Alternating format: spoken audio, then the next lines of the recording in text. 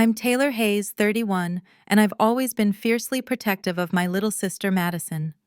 When she married Carter Vance, her intimidating boss at a lavish Boston venue last spring, I knew deep down that something was terribly wrong. Throughout the entire celebration, Carter deliberately ignored me, shooting dismissive glances my way whenever our eyes met. He had no idea I knew his secret. During his pompous, self-aggrandizing wedding toast, I stood up and said one sentence that made his champagne glass freeze mid-air. His face, flushed with victory, went deathly pale in an instant.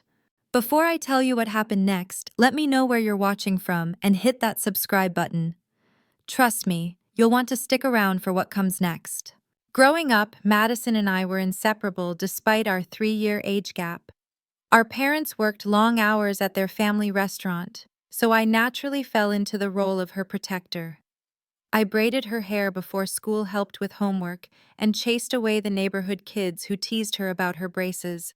We shared everything: clothes, secrets, dreams. When she cried over her first heartbreak at 16, I was there with a pint of ice cream and a stack of terrible romantic comedies until she smiled again. After college, I built a solid career as a financial auditor for the Securities and Exchange Commission, the SEC. My job involves investigating potential fraud cases and ensuring companies follow proper financial protocols. It's detail-oriented work that suits my analytical mind, and I've developed a reputation for a thoroughness that's earned me several promotions. My colleagues respect my ability to spot inconsistencies others miss. Madison took a different path. While I gravitated toward rules and structure, she thrived in creative environments. After graduating with a marketing degree, she bounced between jobs, struggling to find her niche until 2 years ago when she landed a position as marketing director at Vance Investments, Carter's rapidly growing firm. "He's brilliant, Taylor," she gushed during our weekly Sunday brunch shortly after starting the job. "Everyone says he's the next big thing in investment banking. He started the firm just 5 years ago and they're already managing billions." I nodded politely, but something about Carter Vance's meteoric rise triggered my professional skepticism. In my experience overnight, success stories in finance often had complicated and sometimes hidden backstories. Madison and Carter's relationship evolved quickly from professional to personal. At first, she mentioned him casually, compliments he'd given her on marketing proposals or his impressive client presentations. 6 months later, they were dating, despite my gentle reminders about office relationships being complicated. "It's different with us," Madison insisted. "He's not like other bosses. We're equals outside of work." The whirlwind romance accelerated at an alarming pace. After only 8 months of dating, Madison called me screaming with excitement about the massive diamond on her finger. Carter had proposed during a weekend trip to his family's estate in the Hamptons. "Don't you think this is moving a little fast?" I asked, carefully twisting the straw in my iced tea as we sat at our favorite cafe the following weekend. "When you know," she replied, her eyes bright with a happiness I hadn't seen since before our parents passed away. "Carter is everything I've ever wanted: successful, thoughtful, ambitious." I tried to be supportive truly, but something about Carter made me uneasy. Whenever we met at family gatherings, he spoke exclusively about himself, interrupted Madison constantly, and had a way of subtly undermining her opinions that made my protective instincts flare. Madison's friend Chloe Davis, who became her maid of honor, shared my concerns. "He's a bit controlling," she whispered to me during the engagement party. "Did you notice how he corrected her story about how they met, like he couldn't bear for anyone to hear her version?" My friend Olivia Chen, who attended the same party, noticed too. "That guy has serious ego issues," she texted me afterward. "The way he keeps name-dropping his wealthy clients is exhausting." The situation became more complicated when I ran into Ethan Reed, my ex-boyfriend from college, at Madison's engagement dinner. I nearly dropped my champagne glass when I saw him. "What are you doing here?" I asked, genuinely confused. "I work for Carter now," Ethan explained, looking uncomfortable. "Investment analysis division. I've been there about 6 months." That was the first I'd heard of Ethan working for my future brother-in-law, despite my regular conversations with Madison. When I mentioned this to her later, she seemed surprised. "Oh, I thought you knew. Carter hired him from Goldman Sachs. He says Ethan is one of his best analysts." The pieces weren't fitting together. Ethan had always worked in regulatory compliance, not investment analysis. His presence at Carter's firm raised new questions, but Madison was too caught up in wedding planning to notice my growing concerns. 2 months before the wedding, I tried one last time to voice my reservations. "Are you absolutely sure about Carter?" I asked Madison during a dress fitting. "Something about him just doesn't seem right." Her face hardened. "Just because you analyze fraud for a living doesn't mean everyone has something to hide, Taylor. You've never even given Carter a chance. He makes me happy. Isn't that enough?" I backed off immediately, recognizing the hurt in her voice. Perhaps I was being overprotective, letting my professional paranoia seep into my personal life. For Madison's sake, I decided to try harder with Carter. She deserved my support, not my suspicion. As the wedding approached, I made genuine efforts to connect with Carter. I attended every pre-wedding event with an open mind, determined to see what Madison saw in him. At the engagement brunch hosted by Carter's parents, I approached him with a warm smile. "I'd love to hear more about how you started your firm," I said, offering an olive branch. "Madison says your growth has been impressive." Carter glanced at me while swirling his mimosa. "It's pretty complicated stuff. Not sure it would make sense unless you're in high-level finance." "I'm a financial auditor for the SEC," I reminded him. "I might follow better than you think." "Right for the government," he replied with a dismissive chuckle. "A bit different from what we do in the real world of finance." Throughout the remaining engagement parties, this pattern continued. Carter would acknowledge me briefly before finding reasons to speak with someone else. When conversations turned to my career, he'd make subtle digs about government inefficiency or regulatory overreach. At a family dinner 6 weeks before the wedding, he referred to my agency as the Hall Monitors of Wall Street.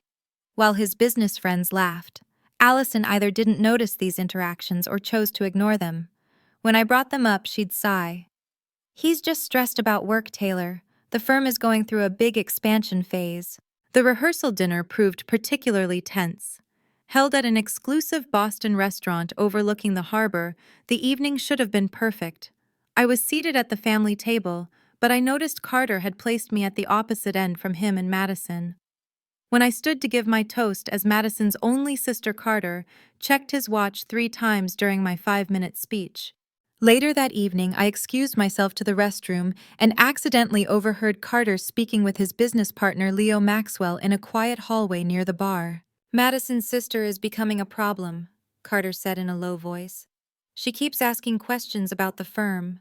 "Is she suspicious?" Leo asked, sounding concerned. "She's a nobody government auditor," Carter replied dismissively. "But she's nosy. After tomorrow, I'll make sure Madison sees less of her." I froze, pressed against the wall, my heart pounding. The conversation confirmed my worst fears about Carter's character, but also triggered professional alarm bells. Why would he be concerned about my questions unless there was something to hide? The next morning, while helping Madison with wedding preparations, I received an email from my colleague Mark at the SEC. It was flagged urgent. "Need to talk ASAP. System flagged Vance Investments' potential irregularities in their Q3 filings. Isn't that your sister's fiancé's firm?" My stomach dropped. The SEC had sophisticated algorithms that flagged suspicious patterns in financial reports. If Vance Investments had been flagged, there was a legitimate cause for concern. I stepped away from the bridal suite and called Mark. "What kind of irregularities?" I asked quietly. "Inconsistent profit reporting, unusual cash flow patterns." The system also flagged some offshore transfers that don't match their declared international operations. Nothing concrete yet, but enough to warrant a closer look. I thanked him and hung up, feeling sick. My professional and personal lives were colliding catastrophically. If Carter's firm was engaged in financial misconduct, my sister was not only marrying a dishonest man, but potentially becoming legally entangled in his schemes. That evening, I called Olivia in a panic. "What do I do?" I asked, pacing my hotel room. "If I tell Madison now, she'll think I'm trying to sabotage her wedding. If I don't, and there really is fraud happening." "Do you have actual proof of wrongdoing?" Olivia asked, ever the pragmatist. "No, just suspicious patterns and the system flags," I admitted. "The investigation hasn't officially launched yet." "Then maybe wait," she advised cautiously. Don't ruin what should be the happiest day of her life based on suspicions, but keep your eyes open. I agreed reluctantly. Without concrete evidence, accusing Carter would only alienate Madison. I decided to keep silent, hoping desperately that my professional paranoia was overreacting and the flags in the system would prove to be innocent anomalies.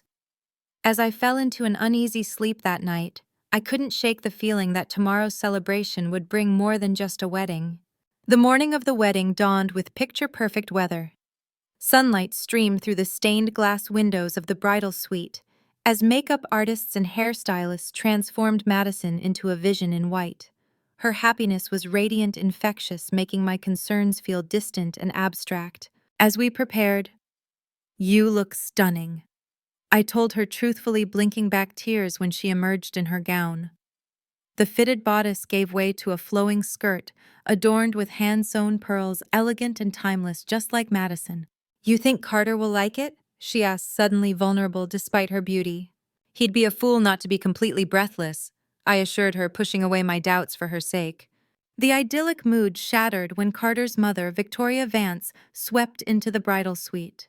Victoria was a formidable woman, tall and immaculately dressed in designer clothes with perfectly coiffed silver hair and calculating eyes that missed nothing.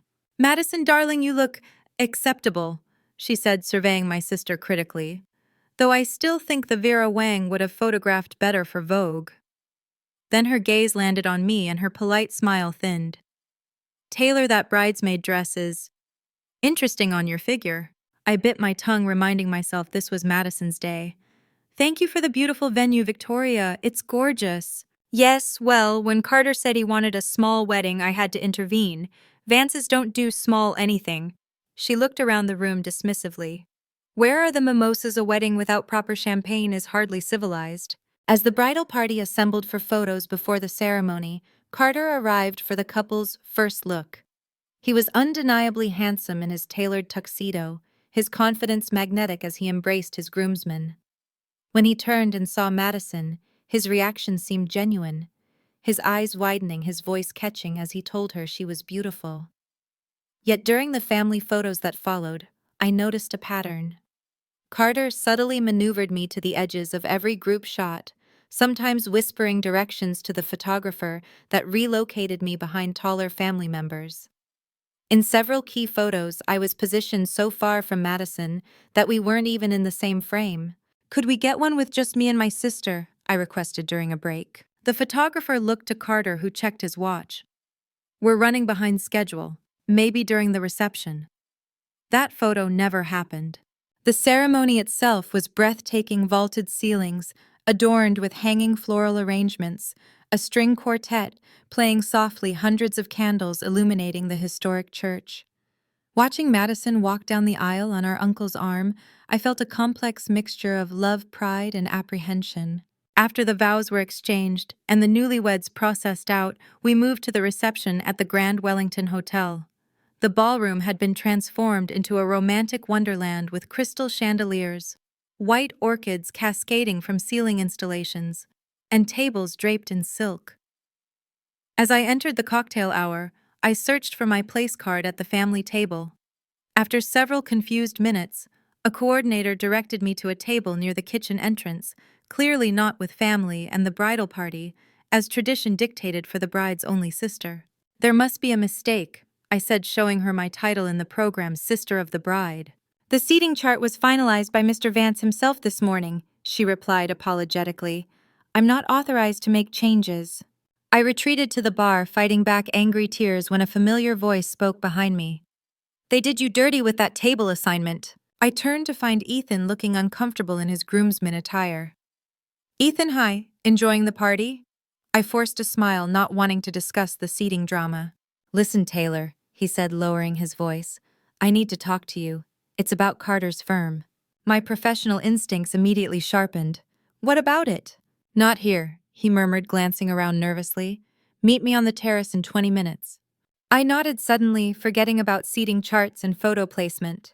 20 minutes later, I slipped onto the terrace, finding Ethan in a shadowy corner away from other guests. "I've been wanting to contact you professionally for weeks," he began without preamble. But with you being Madison's sister, it's complicated. What's going on, Ethan? He pulled out his phone. I was hired by Carter because of my regulatory background. I think he wanted someone who could help skirt reporting requirements without technically breaking laws. But what I found goes way beyond gray areas. He showed me a series of spreadsheets and documents. Even in the dim lighting, I could see what had alarmed him: evidence of systematic misrepresentation of assets, fabricated performance reports, and troubling international money transfers. This looks like textbook securities fraud, I whispered, my professional training kicking in. And possibly money laundering through these Cayman accounts. That's what I thought. I've been documenting everything discreetly. Carter suspects nothing. He thinks I'm completely loyal. Why are you showing me this now at their wedding? Ethan's expression grew serious. Because they're leaving for a 2-week honeymoon tomorrow, and Carter mentioned cleaning house while they're away. I think he's planning to destroy evidence. As I tried to process this information, I noticed several wedding guests watching our intense conversation with curiosity. I recognized Carter's business associates looking at us with suspicion. I should get back inside, I said quietly. Send me these files securely. I'll make sure they reach the right people at the SEC. Just as Ethan agreed, I spotted Carter across the terrace, his eyes narrowing as he took in our private conversation. He whispered something to Leo, who immediately started walking in our direction. I quickly rejoined the reception, my mind racing. The professional implications were clear. I had an ethical obligation to report what Ethan had shown me. But the personal consequences would be devastating. Madison would be humiliated, heartbroken, and possibly implicated if she had unknowingly participated in any of Carter's business dealings. For the first time that day, I questioned whether staying silent had been the right choice. Perhaps ruining the wedding would have been kinder than allowing Madison to bind herself legally to a fraud. The reception reached its full swing as twilight deepened outside the grand ballroom's windows. Crystal chandeliers cast a warm glow over ice sculptures, towering floral arrangements, and a string quartet playing softly in the corner. Despite being relegated to a distant table, I made my way toward Madison, determined to at least congratulate her properly. She looked radiant, greeting guests with Carter by her side. Her eyes lit up when she saw me approaching. "Taylor, isn't everything magical?" she exclaimed, pulling me into a quick hug. "I can't believe we pulled it off." "Everything is beautiful," I agreed, genuinely happy to see her joy. "You're the most gorgeous bride I've ever seen." Carter cleared his throat. "Darling, your father's old business partner is waiting to speak with us." He nodded curtly in my direction, not bothering with a greeting before steering Madison away. Throughout dinner, Carter made a point of publicly acknowledging everyone in Madison's life, thanking our elderly aunt for her special wedding quilt, recognizing our uncle who had walked Madison down the aisle in our father's absence, even mentioning Madison's childhood piano teacher who had sent a congratulatory letter. Everyone, except me. Her only sister. Her closest family. "Is something going on between you and Carter?" asked Mrs. Peterson, our mother's best friend, who was seated at my isolation table. "I would have expected you to be sitting with the family." "Just a mix-up with the seating arrangements." I forced a smile. She replied, clearly unconvinced. "Seems odd. Your parents would have wanted you right beside Madison today." The mention of our parents sent a pang through my chest. They would have seen through Carter immediately. My father, with his straightforward business ethics, would have investigated Carter thoroughly before allowing the relationship to progress. My mother would have noticed how he subtly controlled Madison's movements, choices, and social interactions. After dinner, I finally managed to approach Madison alone while Carter was speaking with some investors. Her cheeks were flushed from champagne and dancing, her eyes bright. "Hey, sis," I said warmly. "Having the time of your life?" "Absolutely, though I've barely had a chance to eat anything," she laughed. "Listen, I wanted to ask you something." Before she could continue, Carter materialized beside her. He looked me up and down with a dismissive smirk that made my skin crawl. "Madison, darling, the Maxwells are leaving. We need to say goodbye," he interrupted as if I weren't mid-conversation. "Oh, I was just talking to Taylor about—" "The Maxwells manage over $50 million with us," Carter cut in. "They can't leave without a proper goodbye from both of us." As he led Madison away, I caught the apologetic glance she threw over her shoulder. It was a familiar expression, the same look she'd given me repeatedly over the past year, whenever Carter interrupted, dismissed, or spoke over me. I retreated to the bar where Chloe found me nursing a gin and tonic. "This is messed up," she said bluntly. "Everyone's noticed how he's treating you. Even my boyfriend asked why the bride's sister is sitting near the kitchen instead of at the head table." "I don't want to cause a scene," I replied, watching Carter hold court across the room. "This is Madison's day." "Is it though?" Chloe asked pointedly. "Because from where I'm standing, this looks like Carter's show and Madison is just his co-star." Before I could respond, Madison waved us over to join a group conversation with some of Carter's colleagues. I approached, cautiously aware of Carter's eyes tracking my movement. "So as I was saying, I heard Carter explaining to the group, the new tax structures actually benefit certain investment strategies if you know how to structure the holdings properly." "That sounds fascinating," I said, genuinely interested in the financial discussion. "At the SEC, we've been seeing a lot of creative interpretations of those regulations." The group fell awkwardly silent. Carter's jaw tightened. "Taylor works for the Securities and Exchange Commission," he explained to his colleagues, his tone making it sound like I collected garbage for a living. "Madison's sister," he added, as if that explained my presence. "What exactly do you do there?" asked one of the men, seeming genuinely interested. "I'm a senior financial auditor," I began. "We investigate." "She shuffles paperwork," Carter interrupted with a laugh. "Now about those offshore opportunities we were discussing." I stood there completely cut off mid-sentence as Carter redirected the conversation. Madison gave me another apologetic look, but said nothing to correct her new husband's rudeness. As I walked away, humiliated, I spotted Leo and Carter huddled in an intense conversation near the cake table. Their body language caught my attention, the furtive glances, Carter's aggressive gesturing, Leo's nervous head shaking. I circled around, pretending to admire a flower arrangement while straining to hear their exchange. "Has to be handled. Tonight," Carter was saying firmly. "I don't care what it takes." "It's your wedding night," Leo protested. "Surely it can wait until—" "Nothing can wait," Carter hissed. "I want the situation contained before we leave for Bora Bora. Am I clear?" Leo nodded reluctantly. "I'll handle it." As they separated, my phone vibrated with multiple incoming messages. I slipped into a quiet hallway to check, finding urgent texts from Mark at the office. "Emergency meeting called for tomorrow morning. Vance Investments investigation officially greenlit. Direct evidence of fraud received. Are you involved with this case?" My heart raced. Ethan must have sent his evidence directly to the SEC. The investigation I'd suspected was now a reality, and it was moving quickly.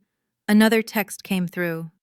"Taylor, you need to distance yourself from this case immediately. Family connection is a massive conflict of interest." I leaned against the wall, suddenly dizzy.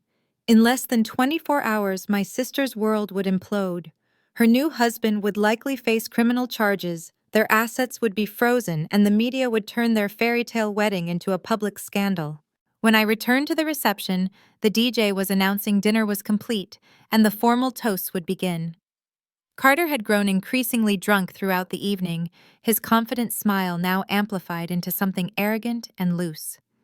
He clinked his glass repeatedly, calling for attention, with the entitled air of someone who always expects to be heard.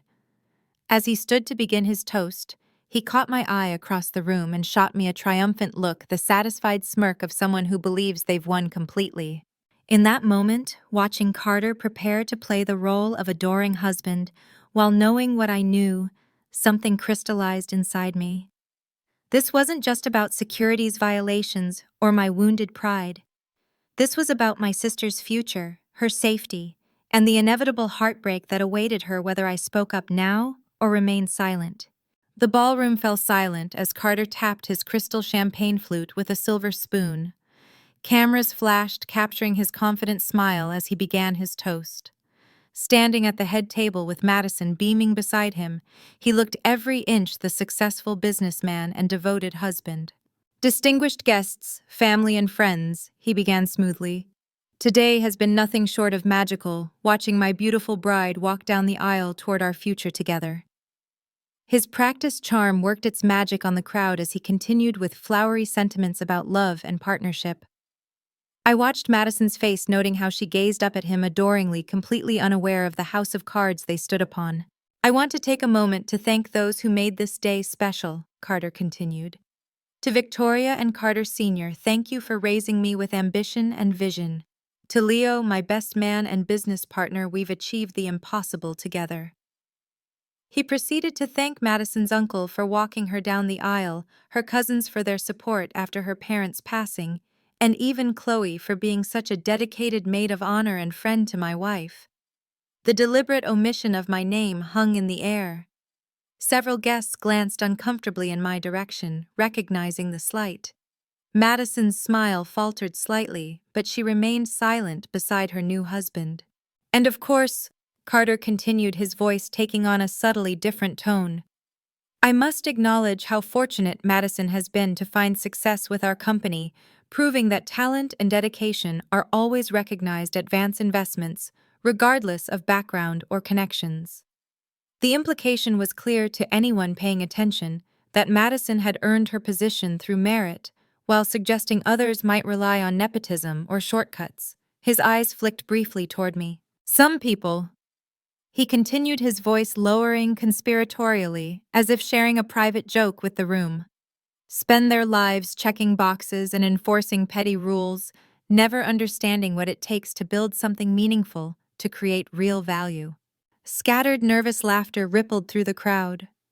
Those who knew I worked in financial regulation understood exactly who he was targeting. I sat perfectly still at my distant table, face burning but expression neutral. But enough about small thinking. Carter smirked, raising his glass higher. Today we celebrate ambition. Realized Vance Investments continues its unprecedented growth with expansions into 3 new international markets next quarter and projections that will stun our competitors. My phone vibrated again in my clutch. Another message from Mark. Evidence suggests imminent destruction of documents. Commission seeking emergency warrant. Carter was now making a joke about how Madison had initially resisted his advances, describing her early reluctance in a way that painted her as naive, and himself as persistent and ultimately victorious. Something about his characterization made my skin crawl, the subtle positioning of her independence as an obstacle he'd overcome. And I must say, he added with a theatrical wink toward his groomsmen, it's particularly satisfying when the unattainable finally recognizes the inevitable. More uncomfortable laughter. Madison's smile had become fixed, her eyes darting briefly toward me as if seeking reassurance. So while some family members might not approve, Carter continued, his voice hardening slightly as he looked directly at me for the first time all day. Perhaps out of jealousy or simply an inability to recognize genuine success when they see it. The room grew awkwardly quiet. The best man, Leo, shifted uncomfortably beside Carter. Even Victoria Vance looked surprised by her son's overtly hostile tone. I think we can all agree, Carter plowed on, raising his glass higher, that the sad single sister working her government job shouldn't worry about those who are clearly thriving beyond her limited understanding of achievement. Gasps rippled through the crowd. Madison's face drained of color. Carter, she whispered audibly enough that nearby guests could hear, that's enough. But Carter was too far gone on champagne and arrogance to register her distress. To my beautiful bride, he declared triumphantly, who had the wisdom to align herself with success rather than mediocrity. The moment stretched before me like an eternity. I saw Madison's mortification, Ethan's knowing look from across the room, Chloe's outraged expression, and most clearly, Carter's smug certainty that he was untouchable. The weight of the evidence on my phone, the investigation launching tomorrow, and the devastation awaiting my sister regardless of my choice, it all crystallized into perfect clarity. I stood slowly, my chair scraping loudly in the awkward silence that followed Carter's inappropriate toast. Every eye in the ballroom turned toward me. I think everyone should know, I said, my voice steady and clear despite my racing heart, that as of 9:00 a.m. tomorrow, your firm is being investigated by the SEC for securities fraud and insider trading. And I have the evidence right here. Carter's champagne glass froze midair. His face flushed with alcohol and triumph just seconds before drained to an ashen gray. The confidence in his eyes gave way to naked fear as he registered my words. Complete silence descended over the reception. 200 guests sat motionless, looking between Carter's frozen figure and my calm stance. Madison's hand flew to her mouth, her eyes wide with shock and confusion.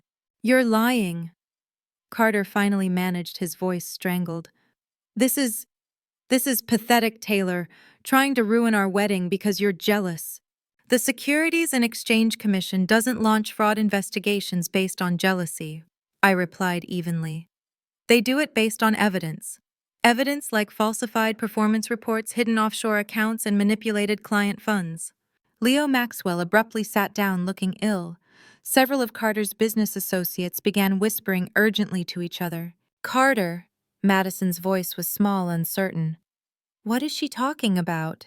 Carter's eyes darted wildly around the room, likely calculating how many of his investors were present, how many potential witnesses were recording this moment on their phones.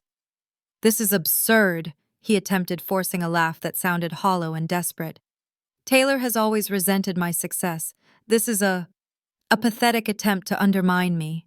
"Is that why Ethan Reed, your own employee, submitted evidence to the commission yesterday?"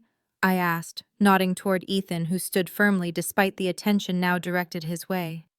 "Is that why your partner Leo looks ready to pass out right now? Because this is all in my imagination." The room erupted into chaotic murmurs. Victoria Vance rose shakily from her seat, her aristocratic composure crumbling as she looked between her son and the disintegrating celebration. "I hadn't planned this moment, hadn't intended to create this public scene. But watching Carter's carefully constructed facade collapse before my eyes, I recognized that sometimes the truth demands to be spoken, regardless of timing or social niceties. Madison stood now too, her wedding gown shimmering under the chandelier lights as she took a step away from Carter. "Tell me this isn't true," she demanded, her voice stronger now. "Tell me my sister is wrong." Carter's silence was damning. The elegant reception deteriorated into chaos within minutes. Guests whispered urgently to each other, phones appeared as people searched for news about Vance investments, and several of Carter's business associates made hasty exits, no doubt rushing to check their investments or contact their lawyers. Carter recovered enough to launch a desperate counterattack. "This is slander," he shouted, pointing at me accusingly.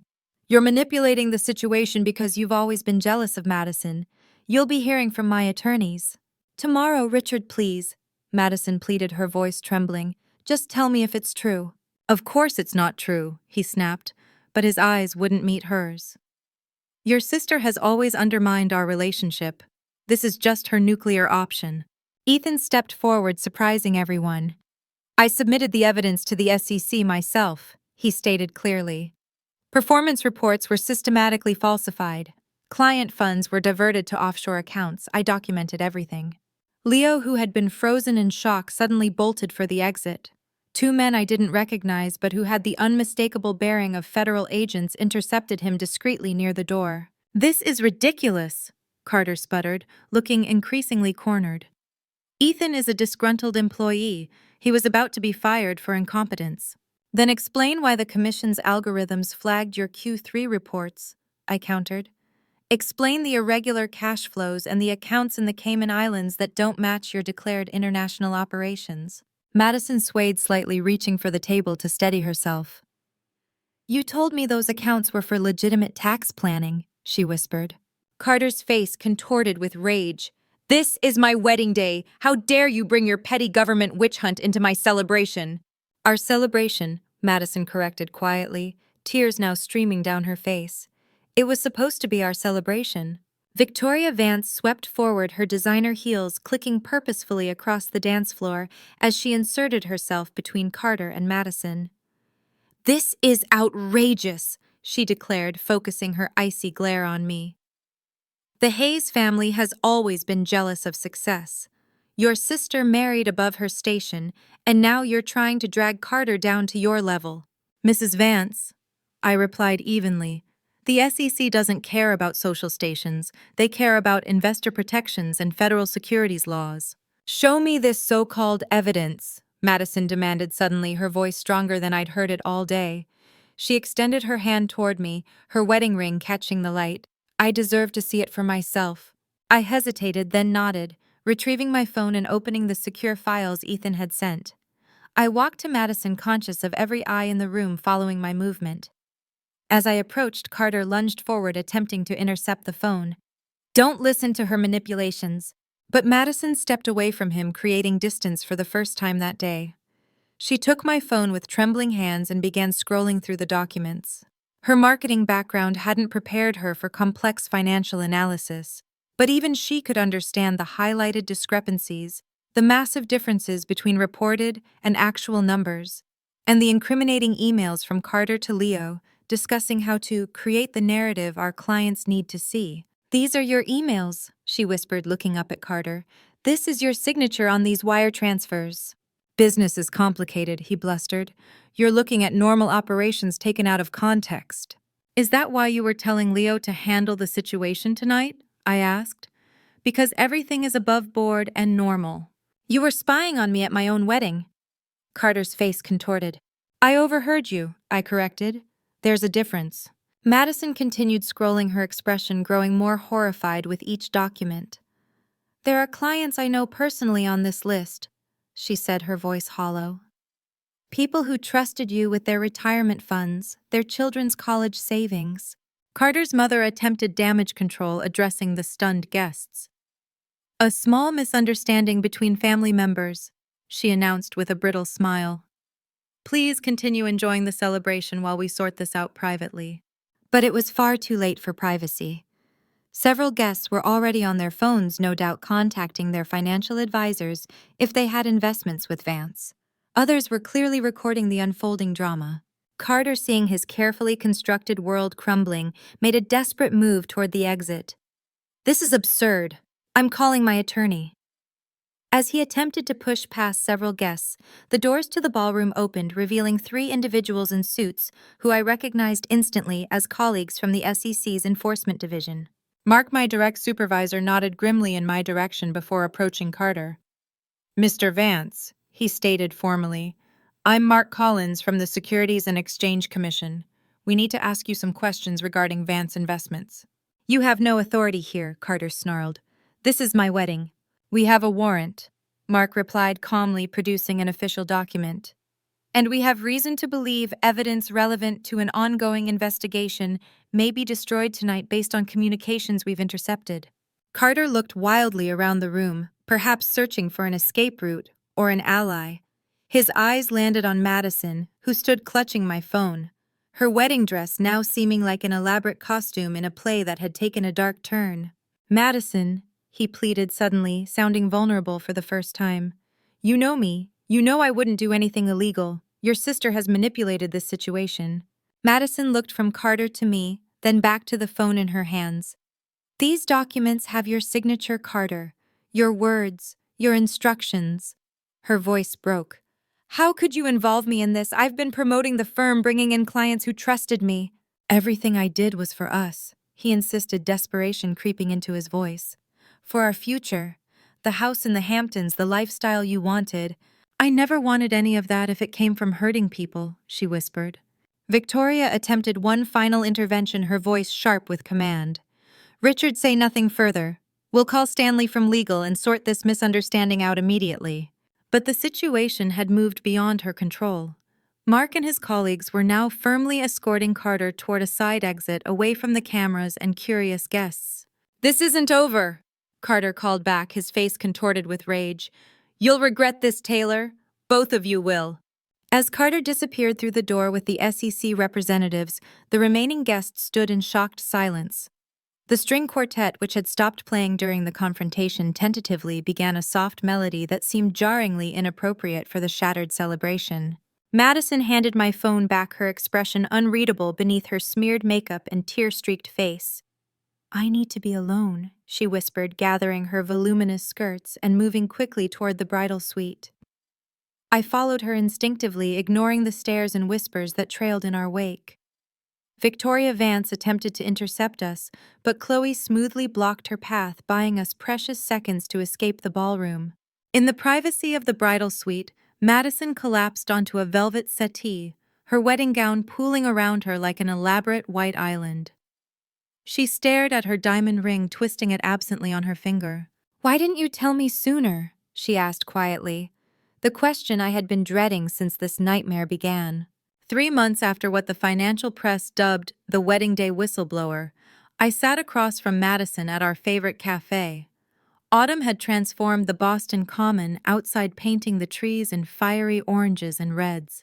My sister looked different too, thinner certainly, but also somehow more substantial, as if adversity had burned away something superficial and revealed a stronger core underneath. "The annulment was finalized yesterday," she announced, stirring her latte absently. "Technically, I was Mrs. Vance for exactly 12 weeks and 0 happy days." I reached across the table and squeezed her hand. "How are you feeling about it?" "Relieved mainly," she admitted.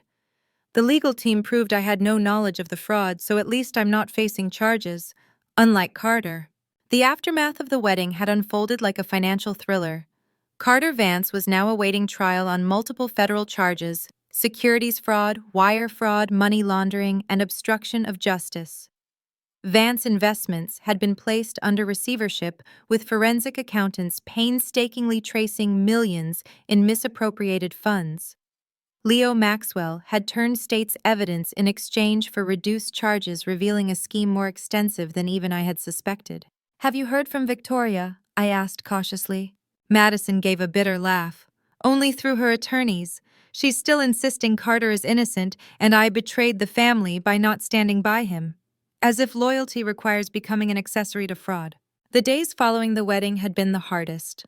Madison had initially been furious with me, her shock and humiliation manifesting as anger toward the messenger rather than the perpetrator.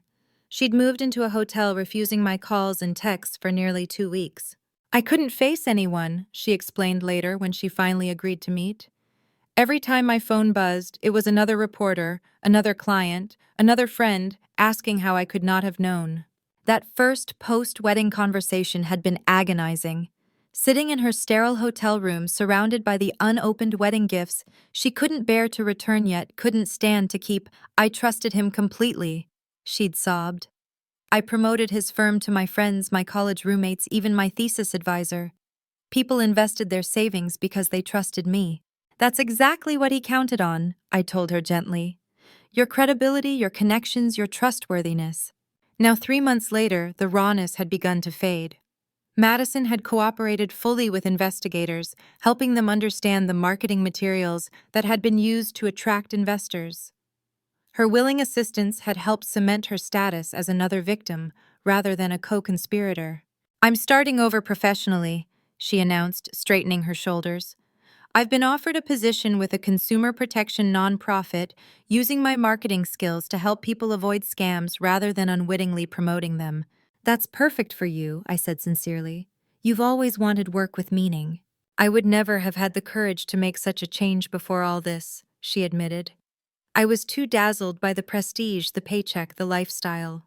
Our relationship had been fundamentally altered by the wedding day revelation, but not in the way I had feared. After the initial shock and anger, we had gradually rebuilt something more honest, more equal. The sister dynamic of protector and protected had evolved into a partnership of mutual respect. "I've been thinking about starting my own consulting firm," Madison continued, a new enthusiasm lighting her eyes. "Helping companies align their marketing with ethical business practices. There's actually a huge demand for it after several high-profile fraud cases this year." "That's brilliant," I encouraged. "You understand both sides of it now in a way few people do." "I already have 3 potential clients," she added with a small, proud smile. "Former Vance investors who don't blame me for what happened. They've seen how I've handled the aftermath." "Have you thought about a name for the firm?" I asked. "Hayes Integrity Consulting," she replied without hesitation. "Using our family name feels right. Dad would approve, don't you think?" The mention of our father brought unexpected tears to my eyes. "He would be incredibly proud of you," I said softly. "Not many people could bounce back from what you've been through with such grace." Madison reached for my hand again. "I've been meaning to thank you properly. What you did took extraordinary courage. You risked our relationship, public humiliation, everything, because it was the right thing to do. I should have told you my suspicions sooner," I admitted. "Before the wedding. I was trying to protect your happiness. I wouldn't have believed you then, she said simply. I was too invested in the fantasy. I needed to see the evidence with my own eyes in that moment to break the spell. As we finished our coffees, Chloe and Olivia joined us, our small support circle that had proved invaluable during the turbulent months. They arrived bearing folders and laptops ready for what had become our weekly strategy session for Madison's new business venture. Ladies, Chloe announced, sliding into the booth beside Madison. I've drafted the website content and social media strategy. Very tasteful, very rising from the ashes without actually mentioning. You know who or the wedding that shall not be named. And I've run the numbers on your business plan, Olivia added, opening her laptop. With your expertise and unfortunately high-profile experience, we can position you uniquely in the market. No one else has your credibility on ethics now. I watched my sister absorb their enthusiasm, her posture straightening, her expression brightening. The transformation from heartbroken bride to determined entrepreneur wasn't complete, but the trajectory was clear. You know what still amazes me? Madison said, looking around our small group. That day, in that moment when everything fell apart, it felt like the end of my world. But it was actually the beginning of something more authentic. Sometimes losing something is necessary to gain what truly matters, I reflected. You lost the fantasy but found yourself. Madison nodded thoughtfully. The hardest lesson was learning that sometimes the truth hurts terribly before it heals. I was so angry with you for speaking up, but now I'm grateful every day that you had the courage I lacked. As our impromptu business meeting continued around the cafe table, I felt a profound sense of peace replace the guilt and uncertainty that had plagued me since the wedding. The path of truth is rarely the easiest one, but it's the only one that allows for genuine connection and growth. In the end, what had seemed like a catastrophic ending had become a powerful beginning. Madison wasn't just recovering. She was reinventing herself with newfound strength and purpose. Our relationship, tested by fire, had emerged stronger and more authentic than before. The wedding day revelation that froze Carter mid-toast had shattered illusions, certainly. But from those broken pieces, something far more valuable was being constructed.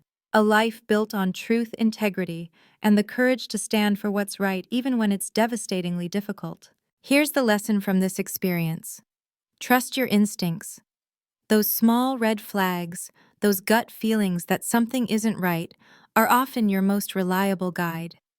Ignoring them, especially to protect someone's feelings or avoid conflict, can lead to a much bigger disaster down the road. Speaking a difficult truth is one of the hardest things you can do, but silence in the face of deceit has a price, and it's always paid in the end. True love and respect aren't about preserving a comfortable fantasy. They're about having the courage to face reality, even when it's ugly, to protect the ones you care about from far greater harm. Have you ever had to speak an uncomfortable truth that risked a relationship? Or have you experienced betrayal from someone you trusted completely? I'd love to hear your stories in the comments below. Sometimes sharing our experiences helps others feel less alone in their struggles. Don't forget to like and subscribe if this story resonated with you, and share it with someone who might need to hear that. Sometimes speaking up is the greatest act of love, even when it doesn't feel that way in the moment. Thank you for being here.